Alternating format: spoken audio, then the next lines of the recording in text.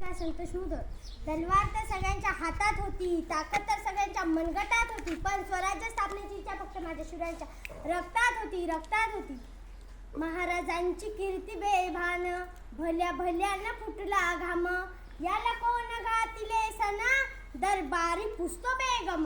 बडी बेगम म्हणजे आली आदिलशाहीची आई, बरं का. नजरेत तिच्या अंगार, दरबारी झाला गबगार. कुणी घेईना पुडके कार, साऱ्यांनी मानली हार. इतक्यात अचानक एक सरदार उठला आणि बोलला, हम लाएंगे शिवाजी को. आणि त्याने विडा उचलला. नाव तेच अफजल खान, जिथे जागतो जणू सैतान. खान बोलला छाती ठोकून, शुभाला टाकतो चिरडून. कौतुक झाले दरबाराचे, खान निघाले मोठ्या गुरमीत. त्याचे घोळ दळ पाय दळ, फौजे काटे लई बक्कळ. अंगी हाताचे बळ, पाहणारा कापे चळचळ. खानाची सेना निघाली, गाव लुटले, देऊळ उद्ध्वस्त केले, आया बहिणीची अब्रू लुटली. कोण रोखणार हे वादळ. आता शुभाचं काही खरं नाही. इकडे निजाम, पलीकडे इंग्रज, अलीकडे मुघल, जो तो हेच बोलू लागला. शुभाची सेना मुठभर, खानाला कसा थोपणार. काय लढवावा हुनणार, चिंतेत पंत सरदार.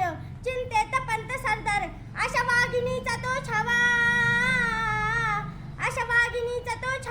गुणमाला कसा ठेचावा.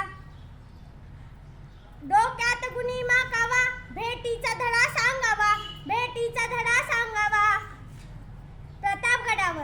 प्रतापगडावर आमने सामने भेटीचे सांगावे.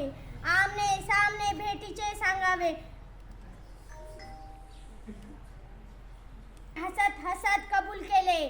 खानाने हसत कबूल केले. दिवस ठरला आणि ठरल्याप्रमाणे प्रतापगडाच्या पायथ्याशी खान झाले बेगम.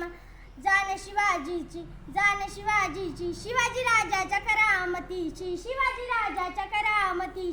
धन्यवाद. शिवाजी महाराज की जय.